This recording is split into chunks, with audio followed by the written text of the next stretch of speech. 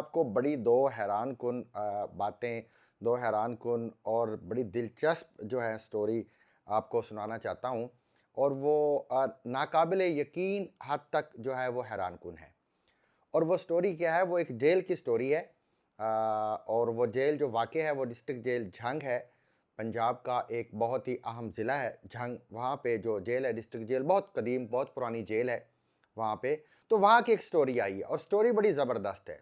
अच्छा, पहले हमें ये लगता था कि ये जो जेल का अमला होता है, जेल जिसको हम रिफ़ॉर्म हाउस भी कहते हैं, जहाँ पे इस्लाह होती है लोगों की, जहाँ पे जो मुजरिम जाते हैं, सज़ा भुगतते हैं, ये कोई हवालाती होते हैं, तो कहा जाता है कि वो जो है नफ़रत जो है जुर्म से करते हैं, इंसान से नहीं करते, बल्कि उनकी इस्लाह करते हैं, उनको कोई हुनर देते हैं, उनको कोई काम सिखाते हैं, उनको तालीम देते हैं और फिर बैक टू सोसाइटी भेजते हैं ताकि वो मुआशरे में अपना फ़ाल किरदार अदा कर सकें। और उसके लिए एक बड़ा ज़बरदस्त सा वहाँ पे सेटअप होता है। एक एसजी वार्डर से लेके और सुपरिटेंडेंट जिसे हम एसपी भी कहते हैं, सुपरिटेंडेंट प्रिज़न तक का पूरा एक अमला होता है। वहाँ पे टीचर्स भी होते हैं और वहाँ पे जो है इलेक्ट्रीशियंस भी होते हैं, डॉक्टर्स भी होते हैं, एक पूरी दुनिया आबाद होती है वहाँ पे। और कहा यह जाता है कि ये जो सियासतदान होते हैं, ये जब जेल जाते हैं, तो ये भी बड़े कुंदन बन जाते हैं, वहाँ से आते हैं, तो आके बड़े-बड़े ओहदों पे फ़ाइज़ हो जाते हैं और ये जेल की फ़यूज़ व बरक़ात होती है। इसी तरह फ़ैज़ अहमद फ़ैज़, ज़ुल्फ़िकार अली भुट्टो, मतलब कोई शायर बन जाता है, कोई अदीब बन जाता है और कोई सियासतदान बन जाता है। ये जेल के हवाले से आम अमूमी सा तासुर है। लेकिन मैं आपको एक और स्टोरी सुनाना चाह रहा हूँ। पहली बात तो ये है कि जेल में ये समझा जाता है, क्योंकि उस तरफ किसी की तवज्जो नहीं होती, आम एक्सेस नहीं होती। अगर डिस्ट्रिक्ट एंड सेशन जज भी महीने के एक दिन वहाँ पे दौरे पे जाते हैं, तो उसके लिए भी वो एनओसी मिलता है, तब वो अंदर जाते हैं। अगर जेल सुपरिटेंडेंट के इंतज़ामात ठीक ना हो या उसको कोई सिक्योरिटी का सो कॉल्ड इशू आ जाए, तो वो कह देता है कि जी आप अभी दफ्तर बैठे हैं, आप अभी अंदर नहीं जा सकते, और उस वक्त तक वो अपने मामलात वहाँ पे ठीक कर लेते हैं। इसी तरह से जो दूसरे होम डिपार्टमेंट के ऑफिसर्स आते हैं या सीएम ऑफिस की जो टीम आती है, तो उनको बहलाने के लिए, बहकाने के लिए उनके पास बड़े ज़राए होते हैं। अच्छा, ये तो बात यहाँ तक हमें पता थी कि जेल के अंदर करप्शन होती है, लेकिन वो पकड़ी नहीं जाती, क्योंकि वो बड़ी एक कैलकुलेटेड और साइंटिफिक तरीके से होती है। क्योंकि जो जेल सुपरिटेंडेंट होता है, उसके नीचे 3 डिप्टी सुपरिटेंडेंट होते हैं और फिर उनके नीचे 6, 7, 8 असिस्टेंट सुपरिटेंडेंट होते हैं। फिर उसके नीचे चीफ होता है, हेड वार्डर होता है, वार्डर होता है। ये जो सारे लोग होते हैं, जो करप्शन जो होती है, इनमें ये कम शामिल होते हैं, बल्कि उसकी जगह उन्होंने एक कैदी रखा हुआ होता है, जो छोटी कैद का अरसा जिसको कैद हुई हुई होती है और वो मिला हुआ होता है। दरअसल पैसे वो कलेक्ट करता है और अगर कल को कोई इंक्वायरी हो जाती है, कोई किसी किस्म की कंप्लेंट होती है, तो वो मुकर जाता है कि मैंने पैसे नहीं लिए। यहाँ तक तो हमें पता था कि जो कैदियों का या हवालातियों का मेस होता है, वो उनको खाना पूरा नहीं दिया जाता, बल्कि जेल में जो कैदी या हवालाती मेस का खाना खाता है, तो उसको वो उस अरबी की तरह मस्कीन कहा जाता है जिसकी 2-3 बेगमात होती हैं कि यार ये तो मस्कीन है, जेल का खाना खाता है। हालांकि परवेज़ इलाही दौर में जहां 1122 का बहुत बड़ा उन्होंने अच्छा काम किया था, वहां जेल का जो ये मेन्यू था खाने का, ये भी चेंज किया था।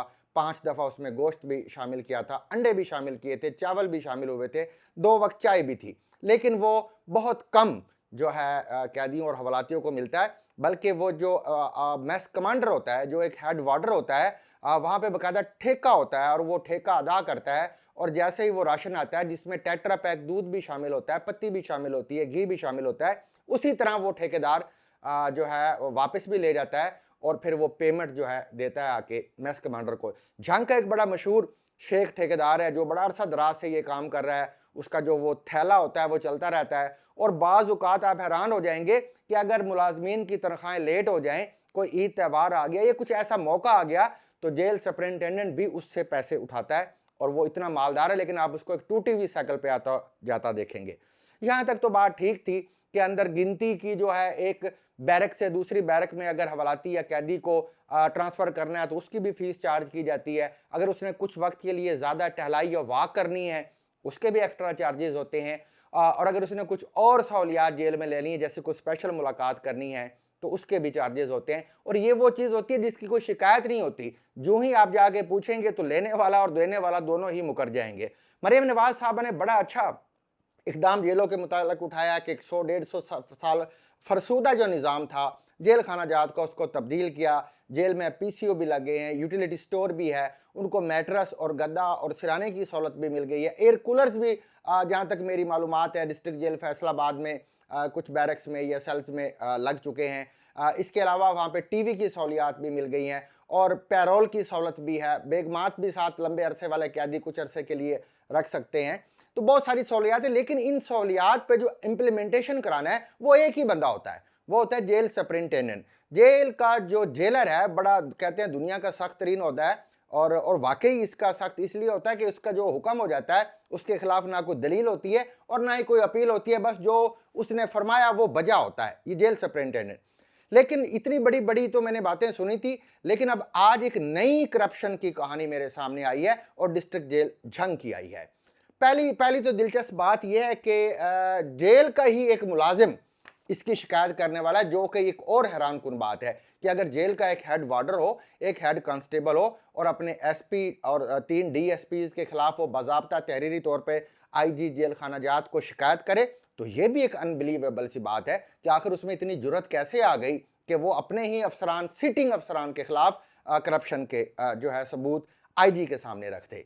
तो जावेद गुजर साहब हैं, डिस्ट्रिक्ट जेल झंग में एक हेड वार्डर हैं, जो कि आजकल अताब का शिकार हैं, सर्विस ट्रिब्यूनल के चक्कर खा रहे हैं क्योंकि उनको कोई महकमाना जो है मेरे ख्याल से डिस्चार्ज कर दिया गया और उनका केस अब लाहौर सर्विस ट्रिब्यूनल में हो। उनका गुनाह क्या है? उनका गुनाह यह है कि उन्होंने आईजी जेल खाना जात को एक दरख्वास्त दी और उस दरख्वास्त में लिखा कि जो डिस्ट्रिक्ट जेल झंग है उसका जो जेल सुपरिटेंडेंट है अली अकबर गुज्जर और उसके जो डिप्टी सुपरिटेंडेंट हैं एग्जीक्यूटिव जिनका नाम शायद है हाफिज मोहम्मद रिजवान। हाफिज मोहम्मद रिजवान जो है एग्जीक्यूटिव डिप्टी और जेल सुपरिटेंडेंट, इन्होंने जो है डायरेक्ट जो है मेन वाल जो होती है जेल की, जिसे कोर्ट मौका जेल की जुबान में कहा जाता है क्योंकि जेल की टर्मिनोलॉजी बड़ी अलग होती है। वहाँ जो रोटी होती है उसको नफरी कहते हैं, काउंटिंग को जो है गिनती कहते हैं, जोविनाइल वार्ड को मुंडा खाना, इसी तरह जो मेन वाल है उसको जो है ना कोर्ट मौका, वहां से उनके घरों में उन्होंने अपनी बिजली लगाई हुई थी और उनके दो दो विंडो एसीज भी चलते रहते थे।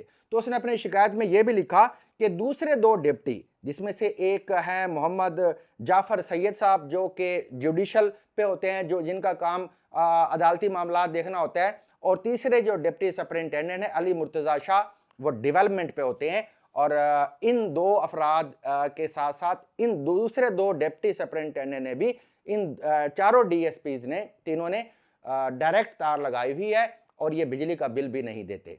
खैर उस पर आईजी जो है बहुत अच्छे इंसान है, फारूक नज़ीर साहब, उनका सुपरिटेंडेंट से जो उनका कैरियर है बेदाग है, डेड ऑनेस्ट आदमी है। इसके अलावा भी महकमा जेल खाना जात में बहुत अच्छे अच्छे अफसरान हैं। मलक मुबशर साहब हैं, बहुत अच्छे इंसान हैं, उनकी उनके उनके दामन पे आज तक कोई दाग नहीं है। इसी तरह तारिक बाबर साहब हैं, सुपरिटेंडेंट थे तो बेदाग थे और अगर डीआईजी बन गए हैं तो अब भी दुनिया उनकी शहादत देती है कि वो एक ऑनेस्ट आदमी है। तो जब इनकी शिकायत गई है तो आईजी ने जो था डीआईजी फैसल आबाद, उनको इसमें इंक्वायरी ऑफिसर मुकर्रर किया। वो मौके पर आए, उन्होंने आके बयानात लिए तो as usual jail superintendent Ali Akbar Gujjar साहब मुकर गए। हालांकि वो ताज़ा ताज़ा अभी उम्रा करके आए हैं। दूसरे जो डिप्टी सुपरिटेंडेंट हैं एग्जीक्यूटिव, जिनके नाम के साथ हाफिज भी लगता है, अल्लाह पाक ने उनके सीने में कुरान को जो है ना महफूज किया हुआ है, वो भी उन्होंने भी इनकार कर दिया कि ऐसी कोई बात नहीं है। इसी तरह जो थे अली मुर्तज़ा, उनका तो मुर्तज़ा शाह साहब जो डिप्टी सुपरिटेंडेंट डेवलपमेंट हैं, उनका मौक़िफ़ तो चलो ठीक था। वो उनका कहना था कि मैं अभी रिसेंटली टोबा टैक्सिंग से ट्रांसफ़र होके आया हूँ और मेरी तो यहाँ फैमिली नहीं रहती और वो रहते भी झंग में ही हैं, उनका आबाई घर वहाँ पे है, तो वहाँ तक तो मानी जा सकती है कि वो तो अपना घर यूज़ नहीं करते होंगे। लेकिन ये तीनों जो हैं, अली अकबर गुज्जर साहब डिप्टी सुपरिटेंडेंट एग्जीक्यूटिव और डिप्टी सुपरिटेंडेंट जुडिशल, इन्होंने कहा कि ऐसी कोई हमने तार नहीं लगाई क्योंकि जेल के रूल्स एंड रेगुलेशंस के मुताबिक इनको अपनी बिजली का बिल खुद पे करना पड़ता है जो घर के लिए इस्तेमाल करते हैं। शायद कुछ यूनिट्स का उनको रिलीफ दिया गया हो, लेकिन ज़्यादातर वो खुद ही अपना बिल अदा करते हैं। इसी दौरान जो है इलेक्ट्रीशियन को बुलाया गया। अब वो जो इलेक्ट्रीशियन है जेल का, शायद अब्दुल्ला जानी ही होगा या शायद उससे कोई मिलता जुलता होगा, तो उसकी भी एक बड़ी लंबी कहानी है क्योंकि जेल के अंदर तमाम नाजायज़ चीज़ें जो होती हैं ये इलेक्ट्रीशियन ही सप्लाई करते होते हैं। उसके पास एक थैला होता है तो प्लास पेचकस और ये वो तो ज़्यादा चेकिंग नहीं होती, और मजबूरी भी उसकी बहुत होती है, कभी कहीं लाइट ख़राब होगी, कभी कहीं, तो वो करता है। उसको बुलाया गया तो उससे पूछा गया, भाई आपने ये डायरेक्ट तारें लगाई हैं मेन वाल से जेल सुपरिटेंडेंट और डिप्टी सुपरिटेंडेंट के घरों में? तो उसने कहा नहीं जी, मैंने तो नहीं लगाई है। अब देखें कि जो बिजली लगाने वाला है वो भी मुकर गया, या जो बिजली इस्तेमाल कर रहे थे उन्होंने भी इनकार कर दिया। अब रह गया सिर्फ जावेद गुजर, एक हेड वार्डर, जिसने एप्लीकेशन दी हुई है। अब इस नकार खाने में ये तूती का कौन सुनता था, लेकिन वो बाजिद रहा। मैं उस बंदे को सल्यूट करता हूं, चाहे जो भी उसके ज़हन में वजह थी, चाहे जिस वजह से भी उसने इस करप्शन को बेनकाब किया, लेकिन उसने किया तो है ना।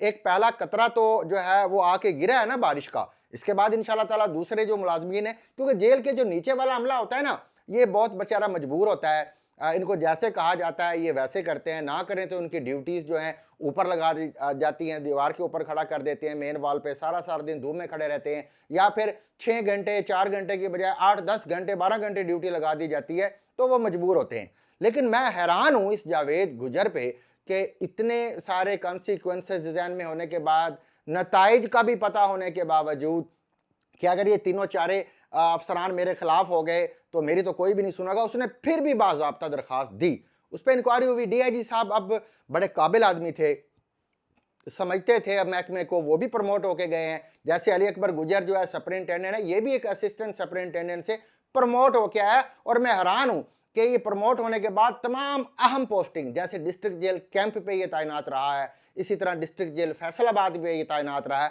और ये वो जेलें गिनी जाती हैं जो सोने की कान है, जहाँ पे सोने की डलियाँ बकौल वहाँ पे पड़ी होती हैं। तो इसकी सारी पोस्टिंग बहुत जो है ना ज़बरदस्त रही हैं। कोई भी इसकी ऐसी पोस्टिंग नहीं थी जिस पे कहा जा सके कि जी ये तो मस्कीन आदमी है, इसको तो बहुत छोटी सी जेल दे दी है, गुजरात जेल में इसको लगा दिया है, या नहीं, वो बहुत अच्छी रहा। अब इसकी पता नहीं पीछे कोई बिहाइंड की जो वजह थी, या तो वो जो है कोई किसी बड़े आदमी की सिफारिश है, या फिर उसके कोई मामलात ऐसे हैं कि स्पेशल सेक्रेटरी होम और होम सेक्रेटरी भी उस पर बड़ा करम करते हैं, जो कि दूसरों पे नहीं करते। हालांकि इस महकमे में चौधरी अब्दुल गफूर अंजम जैसे भी जेल सुपरिटेंडेंट हैं, जो आजकल अडियाला जेल में तैनात है, मैं उन्हें ज़ाती तौर पे जानता हूँ, वो मेरे भाई हैं, एक बड़े अकाडेमिक इंसान हैं, बड़े ही एक विजन रखते हैं, और जेल को चलाने के लिए, कैदियों की इस्लाह के लिए बड़े बड़े उन्होंने इकदाम किए। जेल का जो स्टाफ है उसका करिकुलम भी उन्होंने ही लिखा है। अच्छा, अब अली अकबर गुजर में पता नहीं क्या खासियत थी कि इसको बड़ी अहम पोस्टों पर इसको लगाया जाता था। अभी कुछ अरसे पहले ही ये झंग तैनात हुए और फिर आगे से ये एप्लीकेशन आ गई, तो डीआईजी साहब ने एक बड़ा अच्छा इसका हल निकाला। उसने कहा कि आप ऐसा करें, अपने घरों के बिजली के बिल लेके आएं, उससे पता चल जाएगा कि आप महीने का कितना बिजली का बिल देते हैं। तो भाई जो वो बिल आए ना, बिल आप पढ़ के तो शायद डिप्टी सुपरिटेंडेंट ने भी अपना सर पकड़ लिया होगा कि अब इनको मैं कैसे स्पेयर करूं, मैं इनको कैसे छोड़ूं। अगर डीआईजी उनको एसपी को डीएसपी को छोड़ना भी चाहता तो कैसे करता, क्योंकि जो जेल सुपरिटेंडेंट साहब थे उनका बिजली का बिल 124 रुपया एक महीने का उनका बिल था। हाफिज जो रिजवान साहब हैं डिप्टी सुपरिटेंडेंट जो एग्जेक्टिव हैं, उनका जो है 126 रुपए, इसी तरह दूसरों का 314 रुपए और 653 रुपए, ये उनके महीने के बिल थे। और जब मौके पे देखा गया तो विंडो एयर कंडीशनर 2-2 टन के वो जो है वहां पे लगे हुए हैं और वो चलते रहते हैं दिनों रात। अब उसने जो था डीआईजी साहब, उसने अपनी इंक्वायरी में लिखा कि ये तो साबित है कि इन्होंने मिसकंडक्ट किया है। क्या हाउ इज इट पॉसिबल कि 124 रुपए महीने का बिजली का बिल एक जेल सुपरिटेंडेंट का है, जो कि एक एसपी रैंक का बंदा है, जिसके पास तो मेहमानों का आना जाना भी बहुत लगा रहता है, एसी भी चलते रहते हैं, उसके अलावा इस्त्री भी होती है, उसके अलावा वॉशिंग मशीन भी होती हैं, लाइट्स भी होती हैं, सिक्योरिटी कैमरे भी लगे होते हैं, उसके बावजूद 124 रुपए बिल आना, इस बात का ये जो है ना इशारा है, ये इस बात का सबूत है कि इन्होंने कोई ना कोई गैर कानूनी तरीके से बिजली लगाई हुई थी, जो कि साफ जाहिर है वो ऊपर उन्होंने कुंडी लगाई हुई थी जेल की मेन वाल से। अब देखा जाए तो ये फेस्को का नुकसान नहीं है। फेस्को का नुकसान इसलिए नहीं है कि वो तो अपने मेन मीटर से अपने चार्ज कर लेते हैं, ये दरअसल उन कैदियों का ही नुकसान है जिनके नाम पे वो बिजली दी जा रही थी और उस बिजली को भी चोरी किया जा रहा। आप खुराक को छोड़ें, आप उनसे एक जगह से दूसरी जगह ट्रांसफर जो करते हैं उसके चार्जेस को भी छोड़ दें, आप उनकी वाक के चार्जेस भी छोड़ दें, भाई उनको जो बिजली दी जाती है वो भी चोरी की जा रही है। और कर कौन रहा है? सारे जो है सीनियर अफसरान को, जेल का कोई हवलदार, जेल का कोई जो है एसजी, जेल का कोई चक्कर चीफ, वो या कोई असिस्टेंट सुपरिटेंडेंट, जो एएसपी होता है वो भी नहीं कर रहा है, ये ऊपर वाले अफसरान कर रहे हैं। तो जब ऊपर वाले अफसरान ऐसा करेंगे तो मुझे मेरे भाई एक बात बताएं, तो नीचे वाले क्यों नहीं करेंगे? इनको कोई पूछता इसलिए नहीं है कि उधर कोई जाता नहीं है। इन्होंने खौफ का एक टेरर का माहौल बनाया हुआ होता है बाहर की, जी बड़ा हाई सिक्योरिटी है, यहाँ पे ऐसे है, यहाँ पे ऐसे है, जाने से पहले इधर खड़े हो जाओ, उधर बैठ जाओ, इधर देखो, ताकि बल्कि इवन मैंने फौजी देखे, ब्रिगेडियर साहब हैं, वो मुझे बता रहे थे, ब्रिगेडियर साहब आजकल रिटायर है, कि वो जेल सुपरिंटेंडेंट तो बहुत खतरनाक आदमी होता है, तो उससे तो बात करते हुए बड़े मोहतात होना चाहिए, क्योंकि उसका तासुर ये होता है कि उसके पास बहुत सारे बदमाश होते हैं, गुंडे होते हैं, वो किसी को चाहे नुकसान पहुंचा सकता है और उसका कोई नाम भी नहीं आएगा। और अली अकबर गुज्जर का ये रिकॉर्ड मौजूद है, क्योंकि इनके पीछे भी कोई दुश्मनी का मसला था, ये पीछे भी जरा थोड़ा सा दबंग से रहते हैं अपने वहां पे। तो इनके मुतल्लक मैंने मुल्तान में ये बात सुनी थी जब ये असिस्टेंट सुपरिंटेंडेंट थे और महमूद अकबर चदर साहब जेल सुपरिंटेंडेंट थे, तो ये जेल सुपरिंटेंडेंट को भी जो है जवाबदेह नहीं अपने आप को महसूस करते थे और उनको अक्सर औकात उनके साथ बदतमीजी कर देते थे, और महकमे की ये जो डिसिप्लिन है उसको वायलेट करने के बाद भी इनके खिलाफ न जाने क्यों कोई कार्रवाई नहीं होती थी, बल्कि उससे भी बेहतर पोस्टिंग हो जाती थी। चलो ये तो अब उकदा खुलेगा, हम इसको प्रॉपर फॉलो अप करेंगे, देखेंगे। अच्छा, अब डीआईजी साहब ने क्या इंक्वायरी की जो रिपोर्ट की है उसने ये साबित हो गया कि इन्होंने बिजली चोरी की है। तो उन्होंने अपनी जो रिकमेंडेशन दी है आईजी साहब को, तो उसमें उन्होंने लिखा है कि जी इनसे वो बिजली का बिल जो है वो ले लिया जाए। तो साफ जाहिर है अब उसके बाद में कोई 500 हज़ार 2000 वो जमा करा देंगे और अल्लाह अल्लाह खैर सलाह। लेकिन उसके बाद उस जावेद गुजर जो था हेड वार्डर, जिसने ये हिम्मत की, जिसने ये जिसारत की, जिसने कलमा हक बुलंद किया, और उसको जो है डिस्चार्ज कर दिया गया। आजकल वो सर्विस ट्राइब्यूनल लाहौर के धक्के खा रहा है, पता नहीं बहाल होता है या नहीं होता। उसने, उस बंदे ने इस चोरी की दरखास्त पुलिस स्टेशन पे भी दी है। आप ये देखिए, बिजली का बिल भी देख रहे हैं, आप वो इंक्वायरी रिपोर्ट भी अपनी स्क्रीन पे देख रहे हैं, और वो एप्लीकेशन भी देख रहे हैं जो उसने पुलिस स्टेशन पे दी कि इनके खिलाफ आप एफआईआर दर्ज करें कि ये बिजली चोरी कर रहे हैं। लेकिन एफआईआर क्या दर्ज होनी थी? जब डीआईजी साहब ने कह दिया कि ये इनसे बिजली का बिल ले लिया जाए, तो मेरी आईजी जेल खाना जात से और खसूसन सेक्रेटरी होम से और जो मरियम नवाज साहबा हैं जो कि शफाफ निज़ाम हुकूमत पे यकीन रखती हैं, तो मेरी उनसे गुजारिश है कि ये तो कोई सज़ा ना हुई कि अगर एक शख्स ने चोरी की है, पता नहीं कितने अरसे से वो चोरी कर रहा है, और उसको 500 हज़ार रुपये बाद में फ़ाइन करने के बाद छोड़ दिया जाए। इनको तो मिसाली सजाएं दी जानी चाहिए। अगर एक मदरसे का मौलवी कोई गैर अखलाकी हरकत करता है तो पूरी दुनिया में वावाला इसलिए हो जाता है कि उसको तो वहाँ पे तरबियत के लिए मौलवी साहब थे, तो उसने बच्चे के साथ क्या किया। तो ये भी तरबियत के लिए वहाँ पे हैं। ये चोरों को, डाकुओं को अच्छा इंसान बनाने के लिए इनको वहाँ पे लगाया गया है, ना कि ये खुद चोरियाँ वहाँ पे कर रहे हैं। तो मेरी गुजारिश है आईजी जेल खाना जात से, मेरी गुजारिश है सेक्रेटरी होम से जो कि इनके इंचार्ज हैं, और मरियम नवाज साहबा से भी, कि इस पे सिर्फ ये फाइन कर देना काफ़ी नहीं है, इनको इनकी नौकरी से हटाया जाना चाहिए,